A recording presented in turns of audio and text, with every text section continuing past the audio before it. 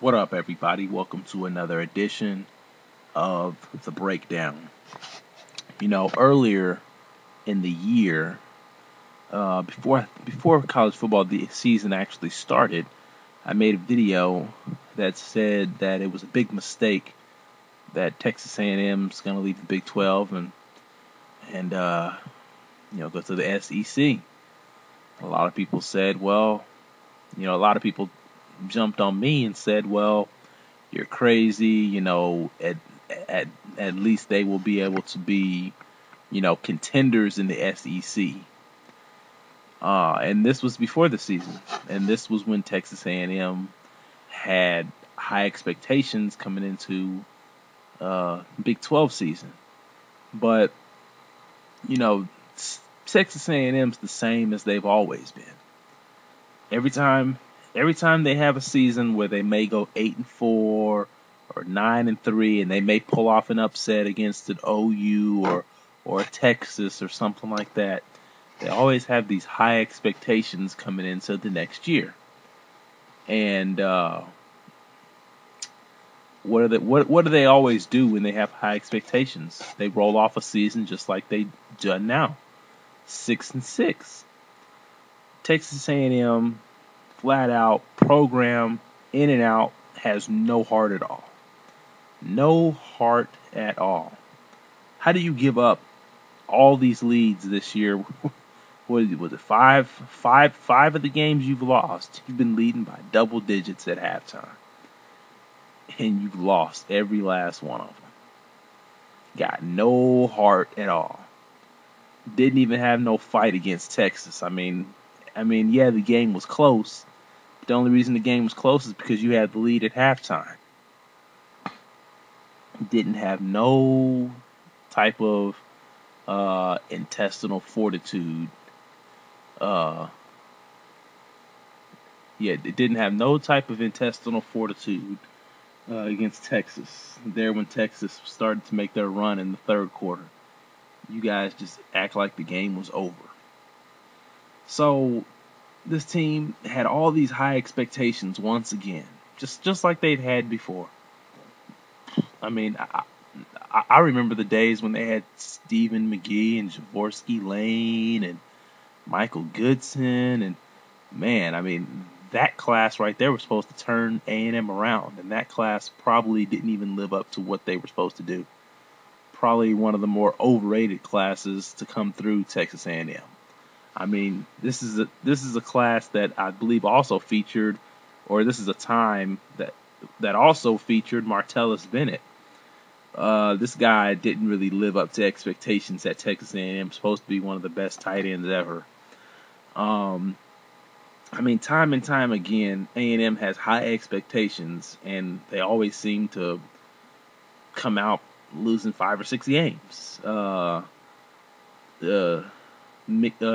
was the quarterback they had? McNeil. When it was McNeil's junior or senior season, A&M had high expectations, but didn't live up to it.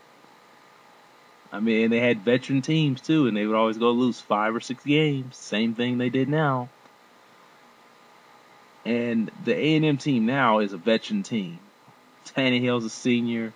I believe Jeff Fuller is a junior or a senior. Cyrus Gray, he's a junior or senior. Ryan Swope, he's a junior or senior. So don't be fooled by Texas A&M. This is not a young team. This is a veteran team, and they had high expectations, and they lost 6 games. 6-6. 6-6 shouldn't even be good enough to get you into a bowl game. And yet these guys say, oh, we want to get away from the Texas Longhorns.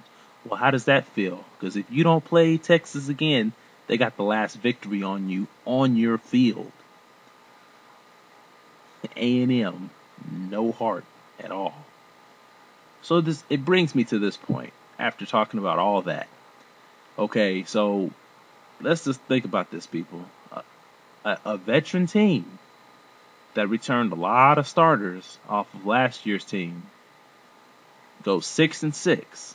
and you think this is a right decision for them to go to the SEC? Please, the SEC West, please. They they they might go 3-8 or 3-9 in the SEC. Because if they were in the SEC this year, they wouldn't even have 6 wins. More, probably 3 or 4 wins. And we're talking about a veteran team, but A&M this year.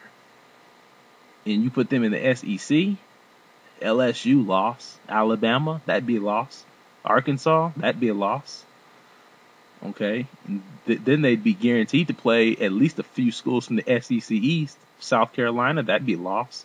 Georgia, that'd be a loss. Auburn, that'd be a loss. You know, so I stand corrected. You know, like I said, you guys can talk about all the financial situations you want. You can talk about all pulling the recruits out of Texas all you want. Well, first of all, the recruits are coming out of Texas these days are not as good as they used to be. I mean, look at the Texas Longhorns roster. Texas does not even have the same players that they used to have. Not even close, and they're still getting players out of Texas. The players on the Oklahoma Sooners team out of Texas are not the exact same players that used to come out of Texas. So you can say, well, A&M's going to take the top-tier talent because they can pitch the SEC to them. Well, right now, the talent coming out of Texas is not as good as it used to be. Don't get me wrong, there's still a lot of talent. As far as quantity coming out of Texas, yeah, you still got a lot of players coming out of Texas. But as far as the quality of talent that comes out of Texas, not even as good. I mean, like I said, go take a look at the Oklahoma Sooners, take a look at the Texas Longhorns. You know, take a look at their rosters compared to the players they have now and the players that they used to have on their rosters 4 and 5, 6 years ago, and it's not even close. So A&M, I mean, you really don't have a point there. And like I said, as far as the money and equal revenue sharing goes, you are the fans, you're not going to see any of that money. All you're going to care about is wins and losses. And they're going to be getting whipped in the SEC. Next year, they're going to have like a whole new cast. They're going to have a new quarterback starting. They're going to have Jeff Fuller's not going to be there. If Ryan Swope is a senior, he's not going to be there. A&M's going to have like a whole new team next year, and they're going to be entering the SEC. Man, this team's probably only going to win like 4 games next year, 5 at the most, and not even go to a bowl game.